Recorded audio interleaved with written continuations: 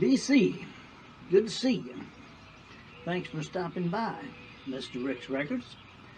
I want to continue on with the country albums, favorite country albums of mine. We're up to 1975 and we'll end in 1985. So let's get started and try not to make this video too awfully long.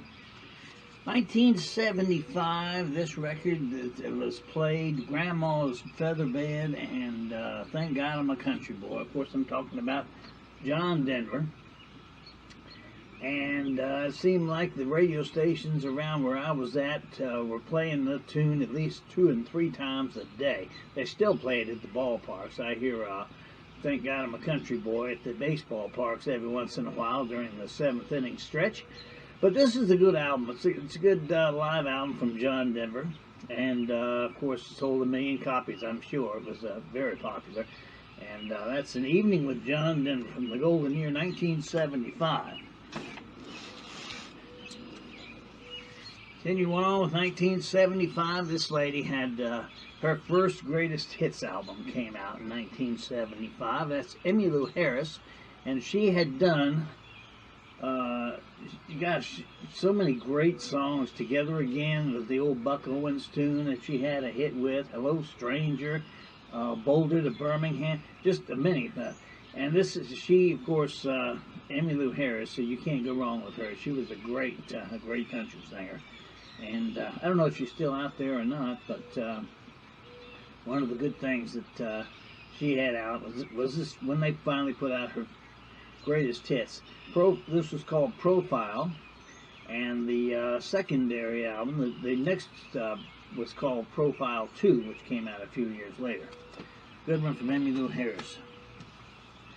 One of the #1 top country hits of 1975 was this one, Conway Twitty and Linda on My Mind. This album is great. Conway Twitty was really doing good back in that day. I'll back it up a little bit so you can see it. Of course, the title cut, Linda on My Mind. It's Time to Pay the Fiddler. Let's see, I'll get over losing you, and I just can't get over you getting over me. That's Conway Twitty, and this is 1975 offering, Linda on My Mind. And the first album for the Kindles came out in 1976. And I've said it before, the first albums always seem the best to me because they put so much effort into them. And this one is no exception. Heaven's Just a Sin Away, Jeannie and Royce Kendall. They came out. And Making Believe was also a hit for them.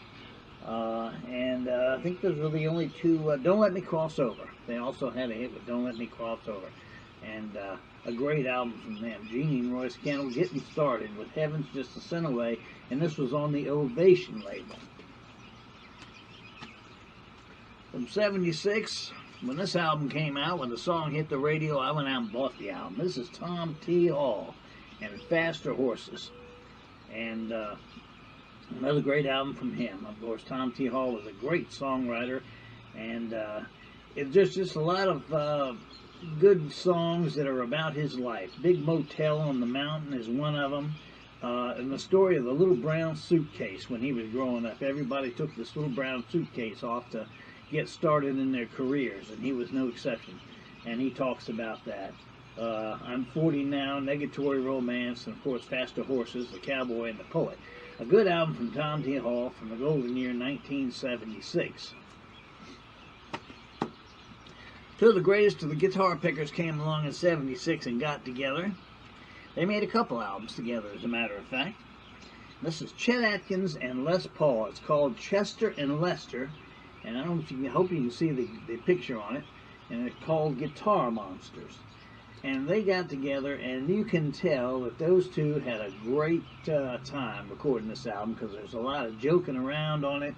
And if you get a copy of this, listen to I'm Your Greatest Fan. That's they really tease each other in that one. And but they're two of the best guitar players. And Chet Atkins, of course, goes all the way back to the early 1950s. Les Paul when he was getting started, he played on the Andrews Sisters records back in the 1940s. But it's a good album. It's a great, and there's the back of it. I hope you can see some of those photos on the back of these two. And they look like they're having a good time in these pictures also. Let me see if I can show you some of them. But they seem to be really having a good time. Chester and Lester Guitar Monsters from 1976. Another one that came out, another first album, was Dave and Sugar. And I'm Gonna Love You was one of the songs on it. The Door Is Always Open. You probably remember that from 76. And The Queen of the Silver Dollar was another hit for them. And they just did a good job.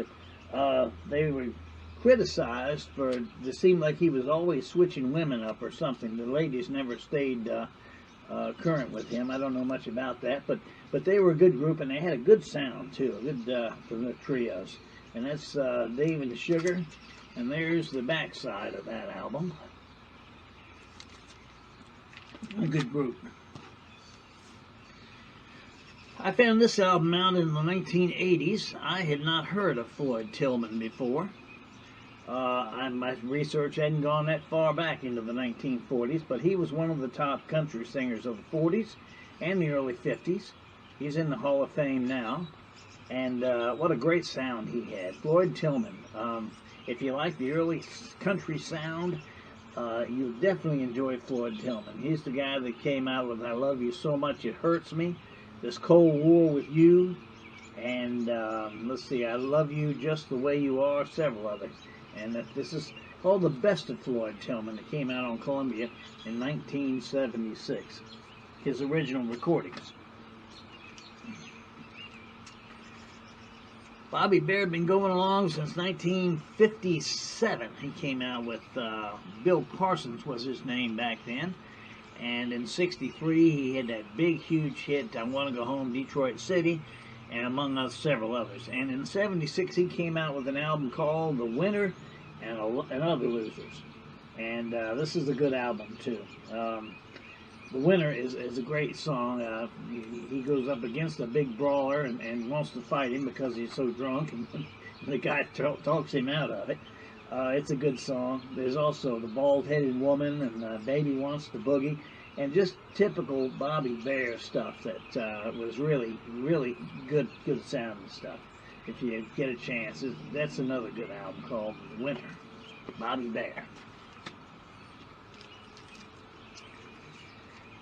Then you got Johnny Cash, 1976.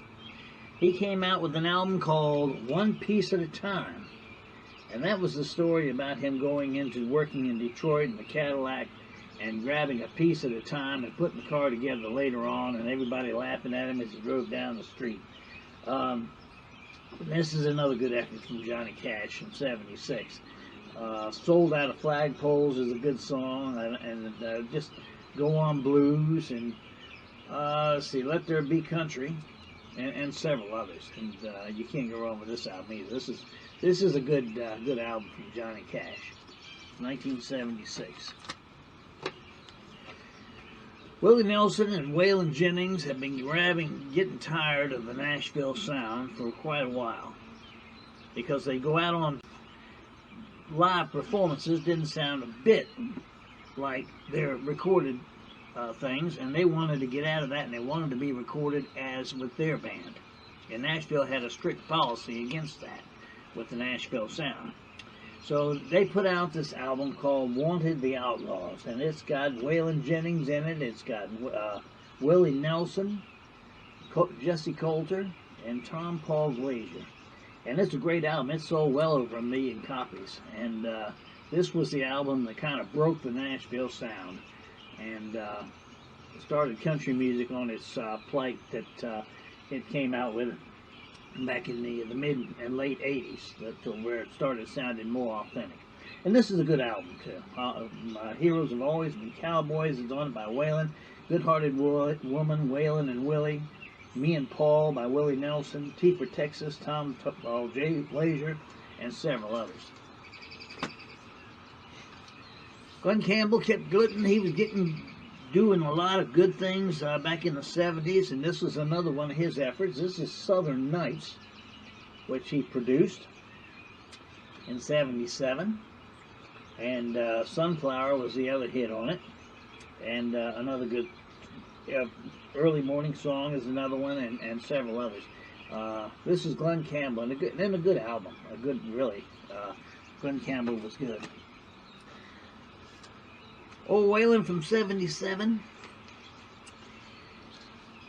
You can't beat that. This is Luckenbach, Texas.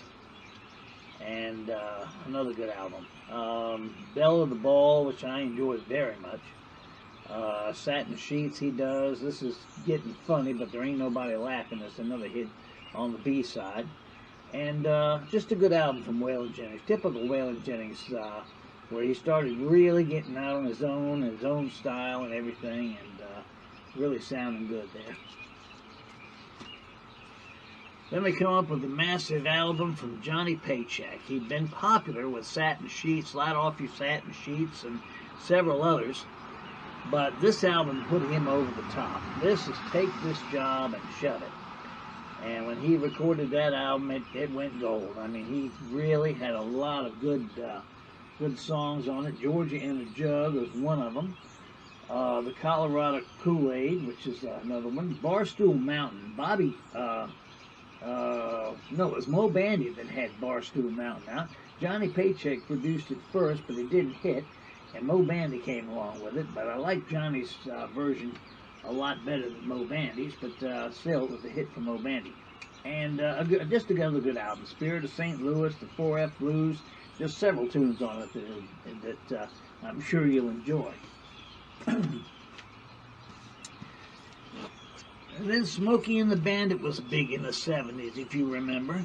And this is Jerry Reed's compilation of it, Eastbound and Down. And he does a good job on that and a song called Framed. And this is the only album I've heard where Jerry Reed tries actually to sing. There's a song called Rainbow Ride on it, which he gets rid of his high pitch crooning and actually tries to sing this song in a very somber voice, and it's a very good song too, and it's another good one. Jerry Reed, Eastbound and Down, from the golden year 1977. Then finally, the song that preceded Take This Job, the album I should say that preceded Take This Job and Shove It, was this one by Johnny Paycheck, Slide Off Your Satin Sheets. This came out in early 1977, and another good effort from him. Slide Off Your Satin Sheets was the hit. I'm the Only Hell My Mama Ever Raised. To Be So Bad She's Still Looking Good, and You're Still in My Mind. And I Did the Right Thing is another favorite of mine. That's a great song too. Johnny Paycheck, and a good album from him, and I'll show you the back of that one. That's the back of it. Slide Off Your Satin Sheets, and a good album. And that takes care of it from me going up to 1975 to 1977. And we'll put together the next video and have it out in a week or so. And can stay with us if you will. I appreciate it. And as usual, this is Mr. Rick saying, if the good Lord's willing and the creeks don't rise, we'll see you for long.